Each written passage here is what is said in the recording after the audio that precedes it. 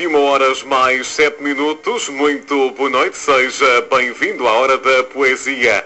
Uma hora da poesia para uma noite de temporal aqui por Vizela. Ainda assim será com certeza uma noite bonita, isto através das palavras que aqui vamos deixar-lhe. Hora da poesia com coordenação de Conceição Lima. Olá Conceição Lima, muito boa noite. Olá Bruno, boa noite. Muito boa noite então pela companhia. Será uma noite então marcada pela chuva lá fora. Chuva e tremendíssimo temporal que até agora nos impedia de começar o programa. Esperemos que isto se mantenha. Olha, o trovão ouve-se fortíssimo. Não é só a chuva, mas também a trovoada a incomodar-nos um bocadinho. Ainda assim cá estaremos para dar o nosso melhor. Que nos permita a emissão, pelo menos. Ora, e vamos começar com algum ponto prévio que tenha destacado. Hoje já temos pontos prévios e posso dizer muito contente que já recebi poemas para poder dizer esta noite às pessoas que nos ouvem habitualmente. Mas mesmo antes disso, queria só fazer um aviso a todos os ex-alunos e professores da EB23 Caldas de Vizela, como todos sabem, está a sofrer obras profundíssimas de renovação. Aliás, vai renascer das cinzas, porque aquilo está tudo em baixo, e porque isso, enfim, dá sempre alguma saudade. Um grupo de alunos, e José da Fina, assim ele é mais conhecido, que foi um aluno que começou naquela escola com a própria escola, em 1971, decidiram fazer um jantar reunindo alunos e professores. Bem-haja pela ideia, portanto, a todos os alunos de 1971 a 1975 que andaram na EB23 e a todos os professores, apareçam no próximo dia 5 de outubro na Quinta de Miranda, em Lagoas. Aqui fica o convite. Eu lá estarei, não pertenço a 71, vi mais tarde, mas muita desta gente conviveu comigo e eu convivi seriamente com eles também. Este é o primeiro ponto. E depois, então, entrávamos diretamente na poesia, não de Gonçalves Crespo, já, mas de algumas participações. E eu ia começar por uma participação de 11 anos. Fiquei muito feliz quando a mão me veio ter um caderninho de poemas feitos por Nádia Neto. Oh Nádia, eu quero dizer antes de mais que dou os meus parabéns porque tu tens alma de artista, tens alma de poeta, com certeza. E por isso eu vou divulgar aquilo que vais fazendo. Não só este, prometo que farei mais. E que eu gostava imenso de conhecer. Se algum dia te apetecer passar pela Rádio Vizela, tenho imenso gosto em conhecer-te. Então vamos ouvir o teu poema que se chama Eu. Eu chamo-me Nádia e gosto de sonhar. Tenho muitos amigos com quem gosto de brincar. Eu adoro a escola e de nela aprender. Estudo para o melhor poder sempre acontecer. Eu tenho uma família que gosta muito de mim e que me ajuda todos os dias. Faz parte do meu jardim. Eu sou organizada e gosto de ajudar. Sou uma verdadeira amiga que todos comigo podem contar. Tenho os olhos negros, um sorriso encarnado, um cabelo castanho e um nariz engraçado. Gosto do que sou e da minha maneira de viver. Gosto dos meus amigos e de com eles conviver. Ora bem, Nádia, pois cá está o reconhecimento destes teus trabalhos que organizas tão bem e com tanto amor, vem se ver num caderninho feito à medida por ti, todo ilustrado por ti. Este foi uma colaboração da Nádia, mas temos uma outra. Uma colaboração de Paula Marques, que escreve de Setúbal. E que nos faz um poema lindíssimo com o qual me identifico completamente. Os meus parabéns para a Paula Marques. E que se chama Fidelidade. Tento viver em conformidade com a pessoa que eu sou. Com aquilo que eu sei de mim. Mas tudo seria mais fácil se eu renegasse os mastros que me erguem e recusasse navegar as ondas que me embalam. Seria tão simples viver no faz de conta e tão mais confortável fingir que eu sei viver assim.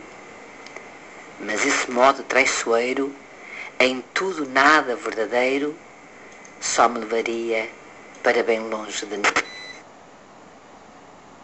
Deixe-me só avisar os ouvintes de que temos novamente os trovões em cima de nós e que se acontecer como há pouco, a emoção fugir é exatamente porque, enfim, não podemos continuar. Esperemos que sim. Eu vou continuar, Bruno, então, e falar já, parece que ainda me dá um empurrão, um trovão, com medo que isto acabe de um momento para o outro. Ainda vamos a isso. Vamos a isso. E vamos dar um salto enormíssimo, um salto temporal, logicamente, porque vamos falar de um poeta da segunda metade do século XIX, Gonçalves Crespo. Ele não é muito conhecido, até porque morreu muito jovem, não é muito conhecido.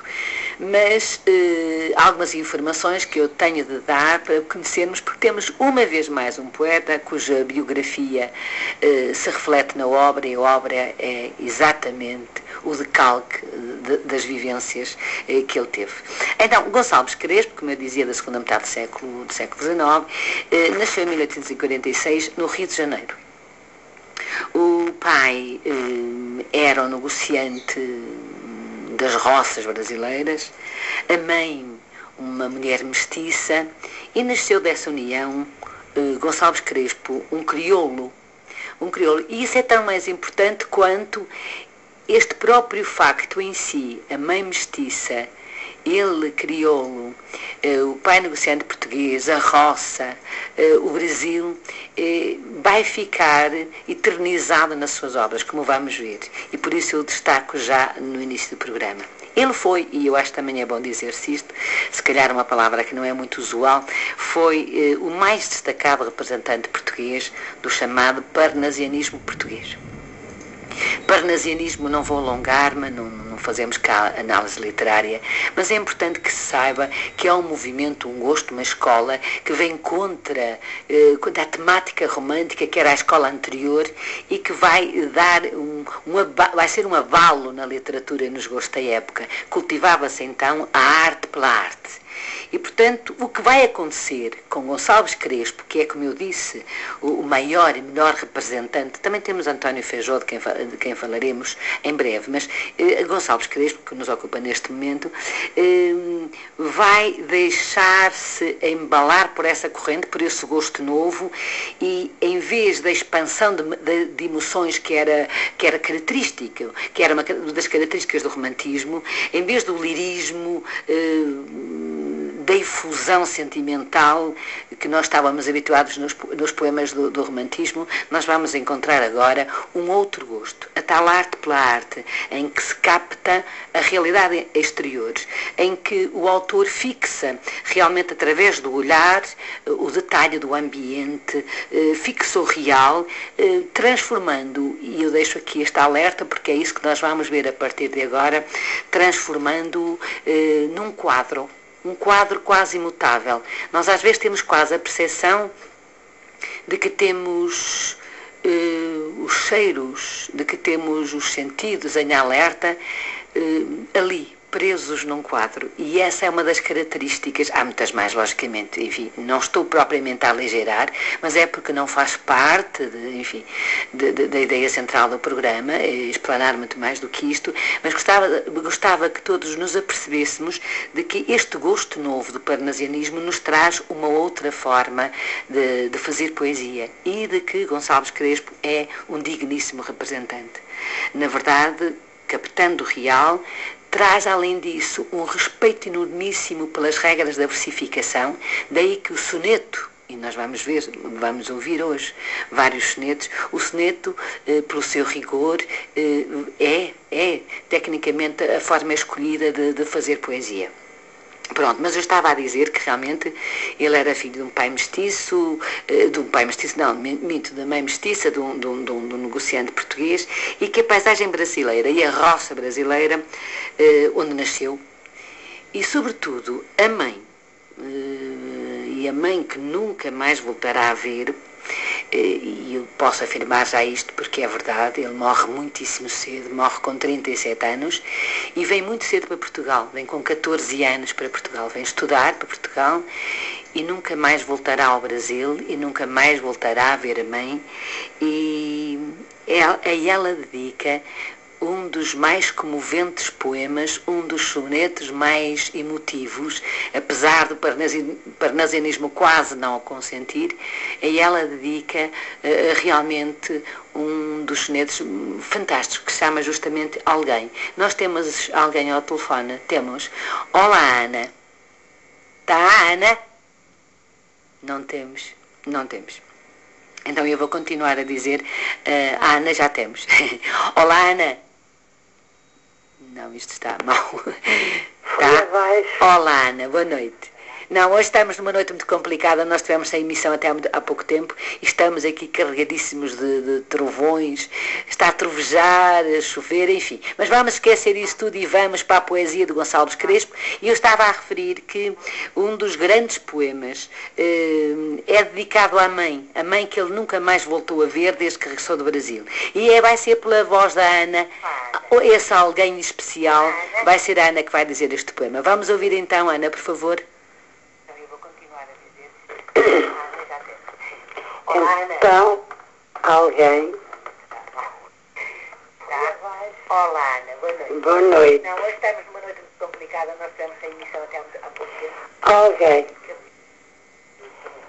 Para alguém, sou o lírio entre os abrolhos. E tenho as formas ideais do Cristo. Para alguém, sou a vida e a luz dos olhos. E se na terra existe, é porque existo. Esse alguém que prefere ao namorado cantar das aves a minha rude voz, não és tu, anjo meu idolatrado, nem meus amigos, é nenhum de vós. Quando alta noite me reclino e deito, melancólico, triste e fatigado, esse alguém abre as asas no meu leito e o meu sonho desliza, perfumado. Chovam bênçãos de Deus sobre a que chora por mim, além dos mares. Esse alguém é de meus dias a esplendente aurora. És tu, doce velhinha, ó minha mãe. Muito obrigada, Ana.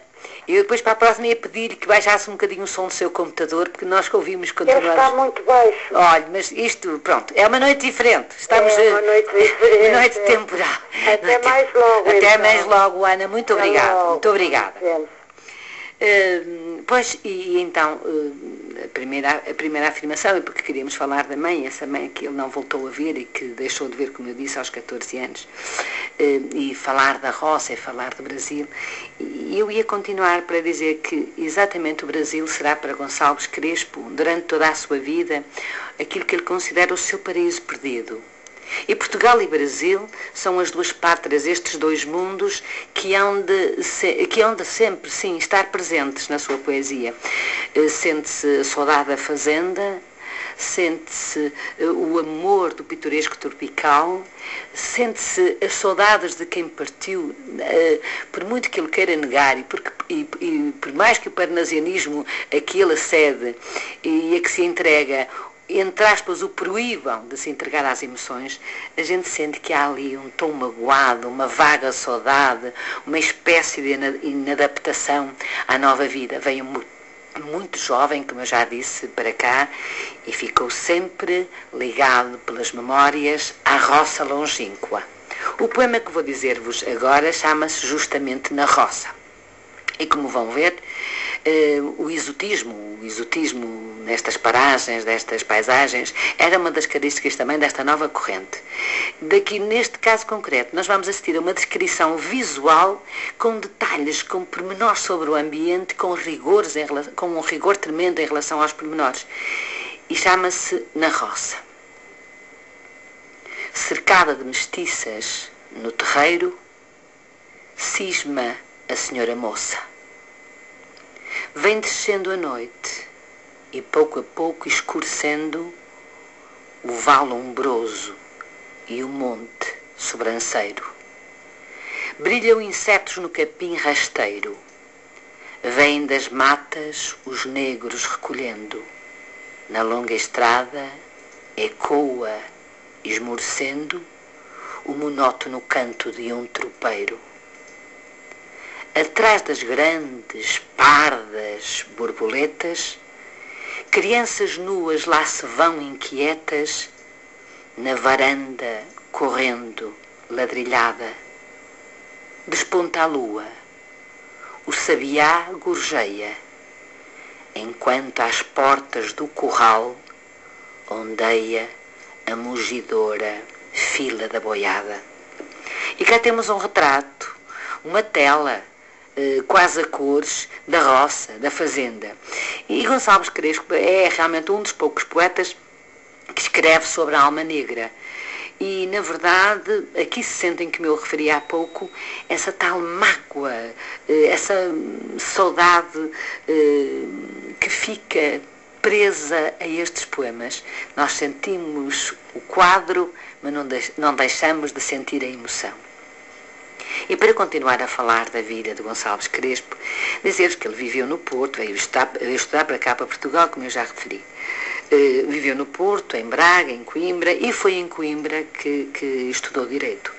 Foi condiscípulo de Guerra Junqueiro, de Teixeira de Queiroz, de quem foi amigo até à morte.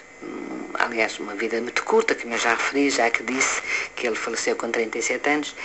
E é Teixeira de Queiroz que, quando mais tarde, muito mais tarde, já depois da sua morte, são lançadas as obras completas, nos deixa em prefácio um bocadinho do retrato do Gonçalves Crespo, que eu achei por bem trazer até vós. E que diz o seguinte: no seu quarto de estudante entrava todo o mundo e todo o mundo era acolhido. Os neófitos da literatura procuravam-no animosamente, mesmo sem o conhecerem. Esse traço vivo do seu caráter conservou-o toda a vida, mesmo quando era já um homem laureado. Portanto, um bocadinho do prólogo de Teixeira de Queiroz, a quando da edição de miniaturas que foi lançada após a sua morte. Depois de formado em Direito, licenciado em Direito, foi jurista, o tal poeta de influências novas, como já referi, foi membro de tertúlias intelectuais da capital, que fervilhavam em Lisboa, exatamente na última parte do século XIX, e de que ele fez parte.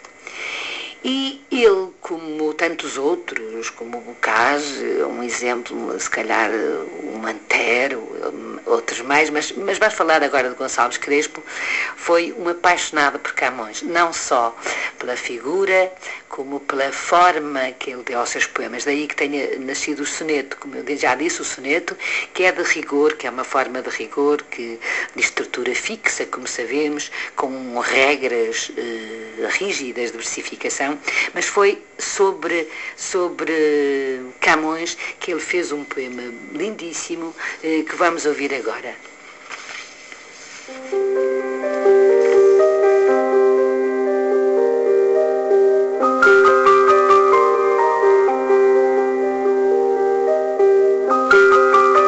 Esta palavra saudade.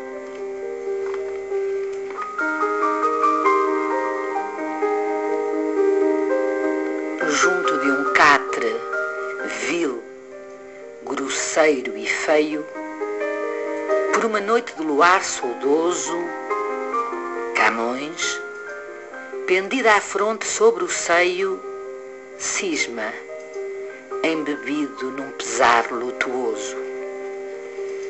E eis que na rua um cântico amoroso, subitâneo, se ouviu da noite em meio. Já se abrem as adufas com receio, noite de amores, que trovar mimoso. Camões acorda e a gelosia assoma. E aquele canto, como um antigo aroma, ressuscita-lhe os risos do passado. Viu-se moço e feliz, e há nesse instante, no azul, viu perpassar, claro e distante, de Natércia gentil, o vulto amado.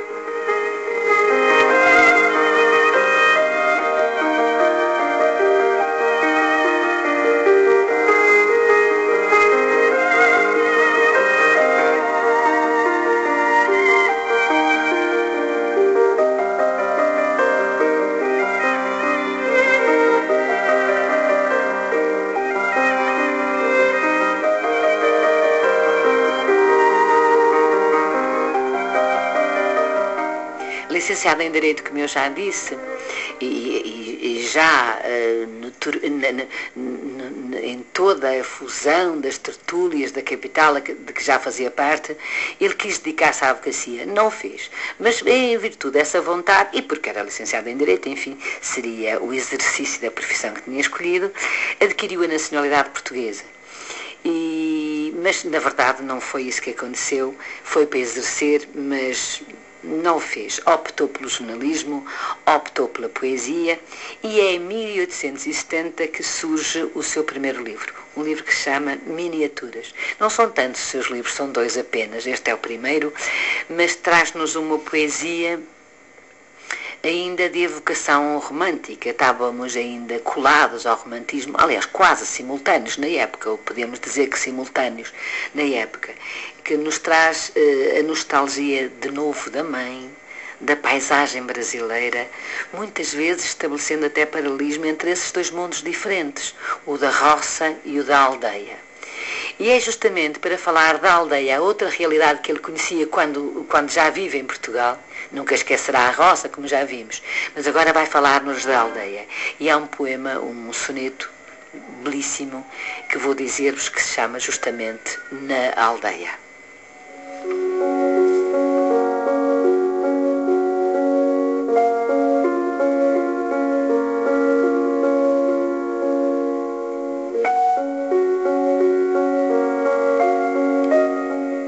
Duas horas da tarde. Um sol ardente nos colmos dardejando e nos eirados. Sobreleva aos sussurros abafados o grito das bigornas estridente. A taberna é vazia. Mansamente treme o loureiro nos umbrais pintados. Zumbem à porta insetos variegados, envolvidos do sol na luz tremente. Fia à soleira uma velhinha. O filho, no céu mal acordou da aurora e o brilho, saiu para os cansaços da lavoura. A nora lava na ribeira e os netos, ao longe, correm seminus inquietos no mar ondeante da seara loura.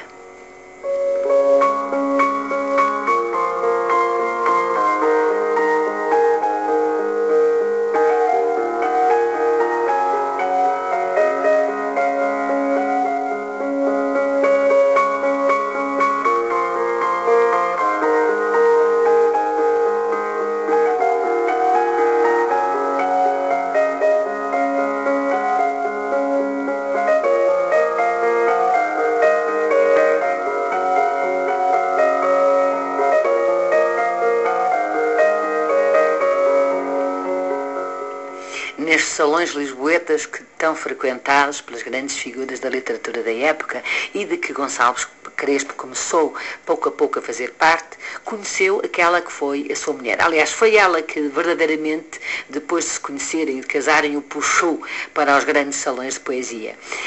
Maria Amália Vaz de Carvalho, assim se chama a poetisa, um nome muito conhecido por todos nós, por certo, e que encontrou nele o eco do homem que esperava. São delas estas palavras que eu vou dizer-vos. Pareceu-me que era um poeta como aquele que eu positivamente tinha esperado, um poeta que havia muito tempo eu esperava e que entretanto chegara. E aí estamos nós, com Gonçalves Crespo, na verdadeira sociedade da época, dos salões de poesia, a ser cada vez mais conhecido e onde os seus poemas eram largamente declamados de cor por muita gente da época. Falarei isso mais para o final, se tiver tempo. Assim o encontramos então nesses salões, nesses encontros, com grandes figuras como Essa, Ramalho, como Guerra Junqueiro, e assim, como eu disse, foi ganhando nome. É dessa altura um poema que ele escreveu, dedicado provavelmente à sua Amália, sua mulher, e que se chama As Suas Mãos, que eu vou dizer-vos.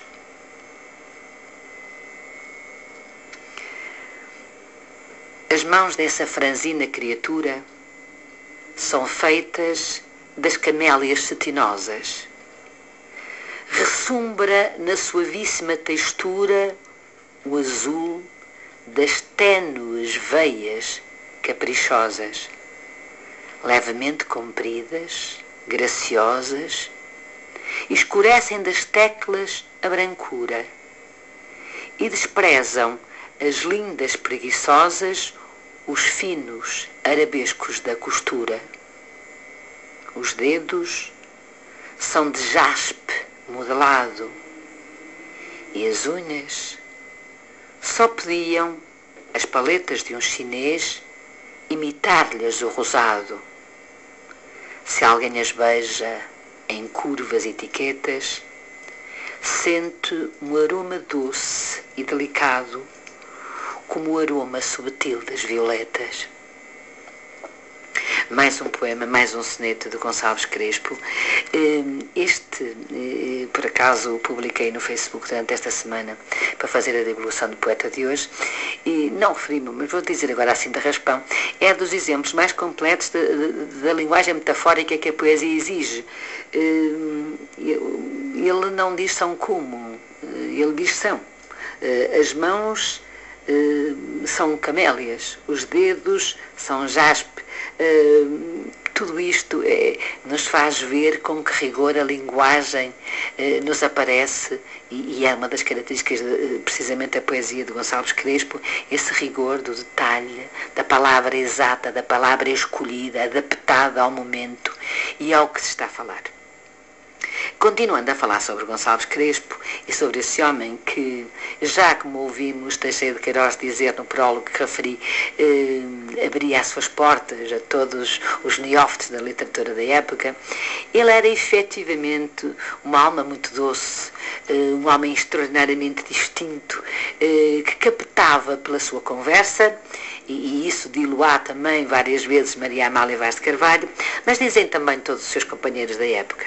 E o que diz Maria Amália dele, realmente acho que concentra em pouco aquilo que é, além da sua forma de ser, também a sua forma de escrever. Então diz ela, suavidade, melodia, correção do metro, compreensão clara da alma e sentimento profundo.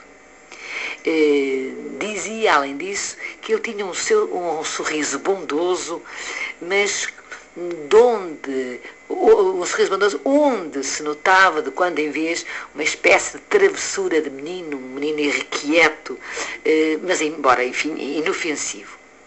A atração vinha-lhe mesmo disto, no contacto com os outros, vinha-lhe dessa distinção, dessa arte de conversar e da distinção pessoal. Mais uma frase da sua mulher, não tinha nada da vulgaridade dos homens formosos, nem do ridículo dos homens tão bem parecidos. Eu acho que fica aqui o retrato, acho que mais ou menos completo, para nos apercebermos de quão distinta era a sua figura, que se completava pela sua arte de conversar. Foi como eu...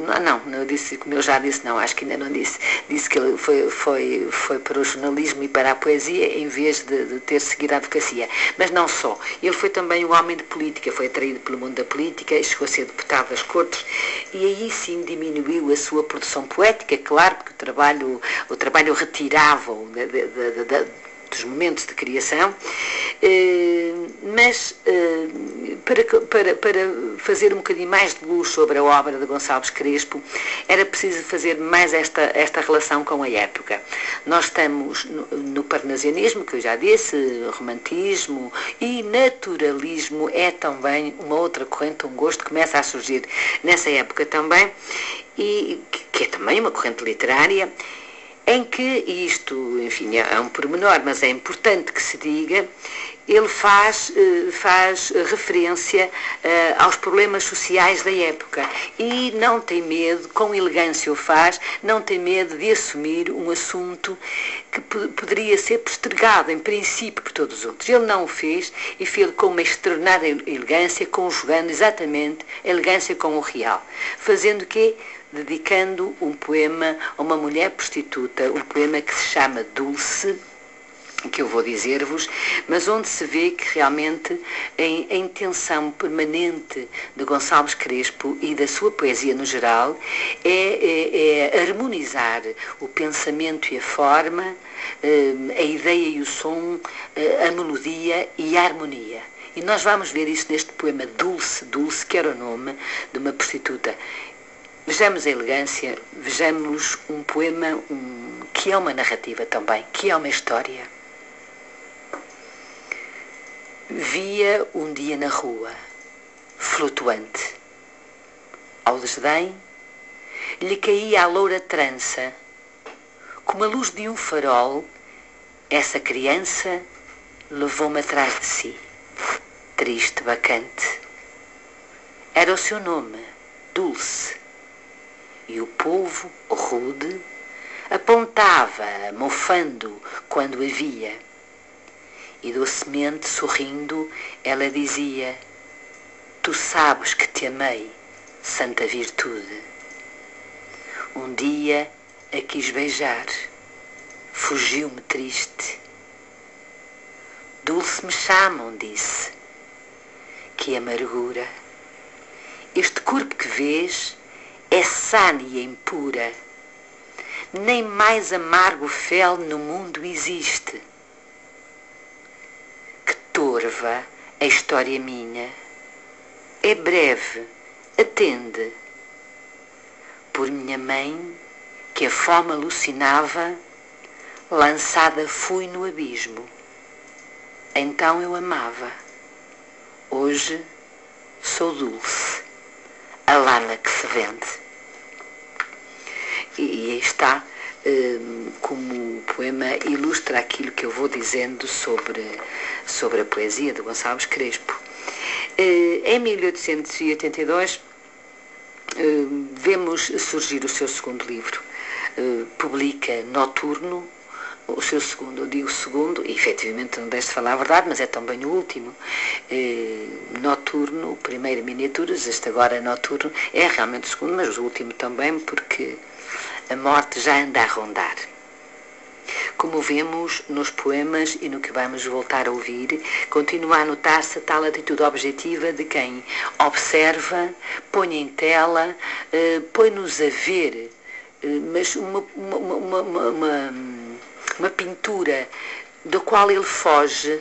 O sujeito lírico não está, não pertence lá, ele apenas descreve, mas com detalhe, com rigor, tem a tal atitude objetiva face ao exterior. Ainda escreve, antes de morrer, com a sua mulher, Amália Vaz de Carvalho, um livro que se chama Contos para os Nossos Filhos, mas a tuberculose que está já instalada acaba por traí-lo e ele morre aos 37 anos, em 1883. Como eu disse no início, nunca mais voltou ao Brasil, nunca mais viu a mãe, mas também, como eu disse, e vamos voltar a ouvir, a mãe não desaparece nunca do coração, não desaparece nunca da sua ideia, não desaparece nunca da sua poesia. E vamos ouvir agora um outro poema, não sei se já temos em linha, Bruno. Não, não temos. Pronto, isto está, como digo, hoje não estamos nas melhores das condições, mas pronto, se a Ana não disser, eu vou dizer. Era a Ana de Castro que vinha dizer novamente este poema, dedicado à mãe, exatamente, e que se chama Mater Dolorosa.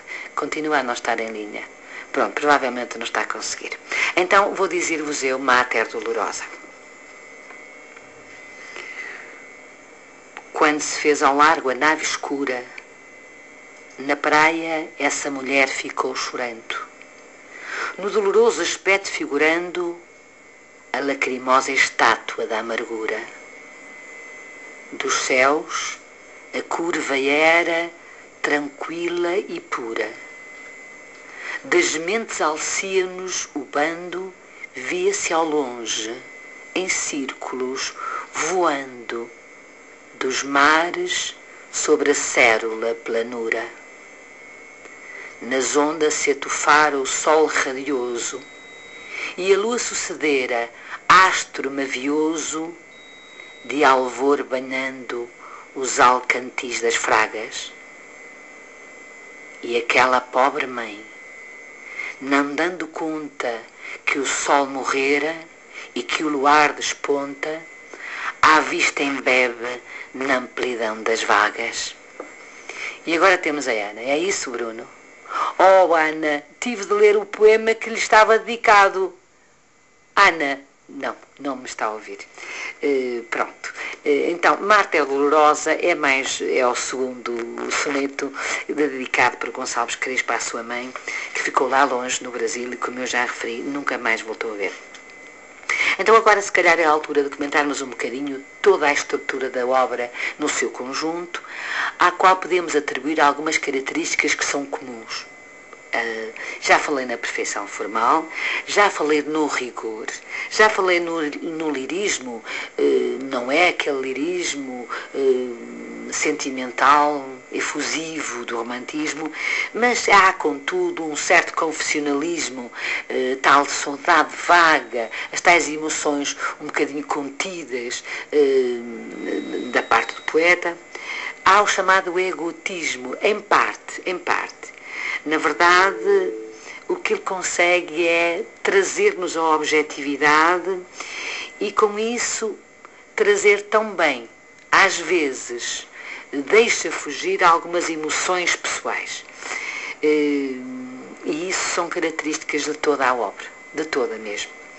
A sua afirmação como poeta, eu já o disse, reforçou-se em 1897, já depois da morte, como disse, ele morreu em 1883, com 37 anos, muito jovem, portanto, com tuberculoso, e reforça-se quando são publicadas as tais obras completas. As obras completas que são da vontade e do esforço, do trabalho incrível, da reunião e da publicação da sua mulher, Maria Amália Vaz Carvalho.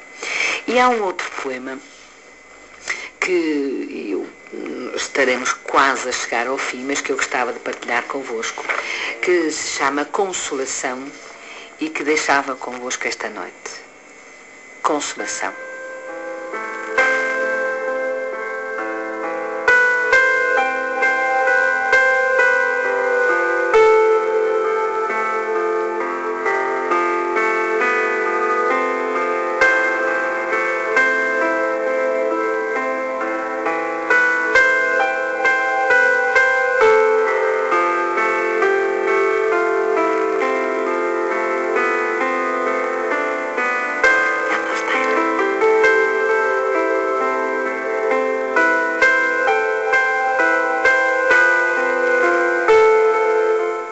Quando à noite, no baile esplendoroso, vais na onda da valsa arrebatada, com a serena fronte reclinada sobre o peito feliz do par ditoso, mal sabes tu que existe um desditoso faminto de te ver, ó minha amada, e que sente a sua alma angustiada longe da luz do teu olhar piedoso.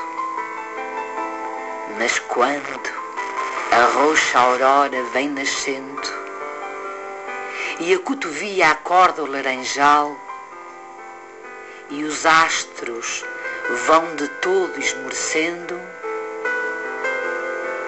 eu cuido ver-te, ó lírio divinal. As minhas cartas ávidas relendo, seminua no leito virginal.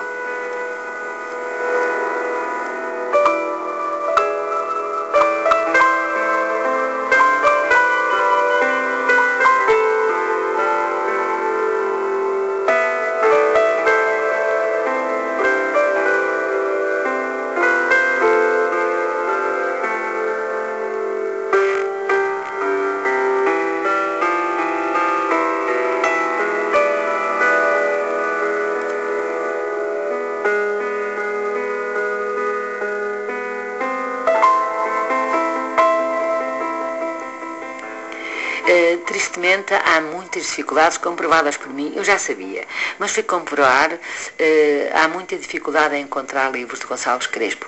Aliás, depois de 1930, não encontrei as obras completas, não consegui encontrar, portanto, não há. Sei de um acontecimento que vou partilhar convosco, que em leilão apareceu, num leiloeiro de antiguidades, apareceram uma vez 2 poemas que a Biblioteca Nacional teve o cuidado de adquirir, e ainda bem. Foram os poemas na Igreja das Chagas e 30 anos depois. Esses 2 poemas pertencem hoje ao espólio de Gonçalves Crespo, que, como eu disse, tão pouco tem a ser conhecido, a ser divulgado e a ser vendido. Não existem nos escaparates das grandes, mesmo das grandes, no Malelo, no Porto, na FNAC, não há.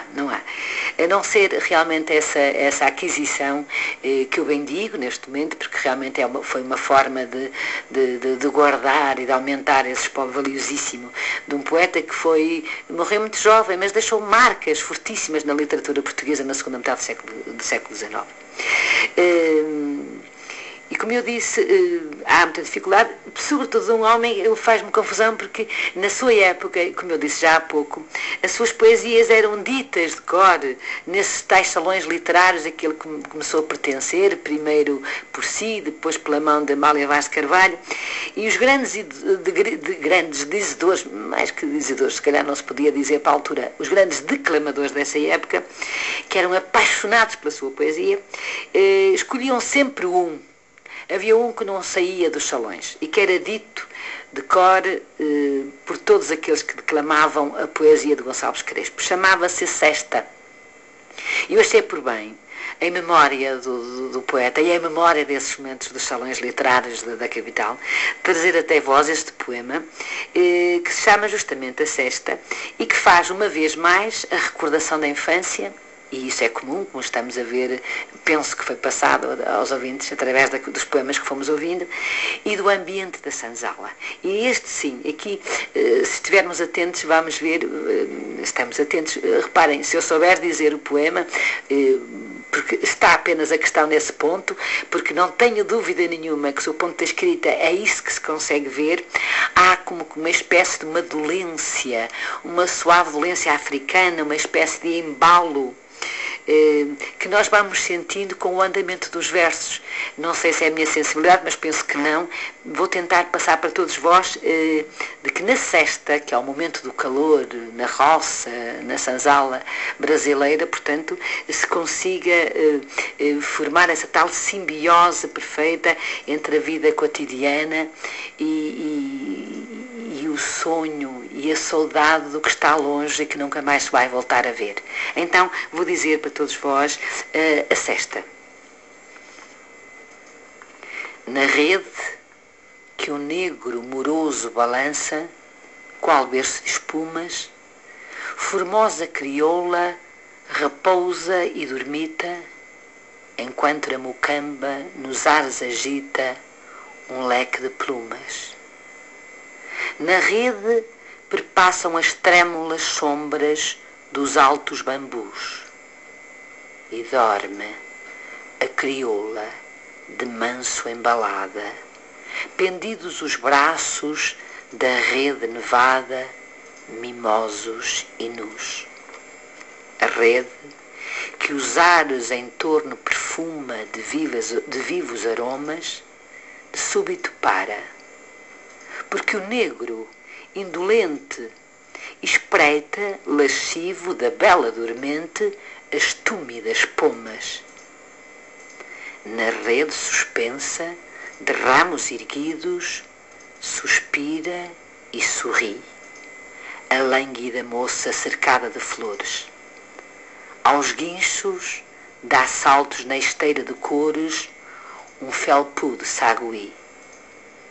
Na rede, por vezes, agita-se a bela, talvez murmurando, em sonhos, as trovas cadentes, saudosas, que um triste colono, por noites formosas, descanta chorando.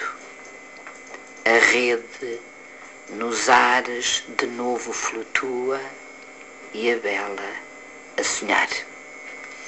E cá está a preocupação que faz parte da estética realista, desta estética parnasiana a que me referi, de retratar os aspectos da vida cotidiana. e que temos aqui mais um traço das recordações da sua adolescência, mais um dos momentos em que recorda a sua partida do Brasil que ele recordará para sempre. Por hoje é tudo em relação a Gonçalves Crespo. Venho anunciar que para a semana teremos um poeta portuense, Duarte Clute. Tê-lo-emos em estúdio. Já o convidei a vir a este estúdio, terei muito gosto. Um homem que já escreveu vários livros, um cidadão do mundo, que também andou pelo Brasil, curiosamente, que foi no Brasil leitor, é mestre de doutorado no Brasil e que vem fazer-nos companhia na próxima quarta-feira. Então, Duarte Clute será o próximo poeta a acompanhar-nos na próxima edição. Boa noite a todos.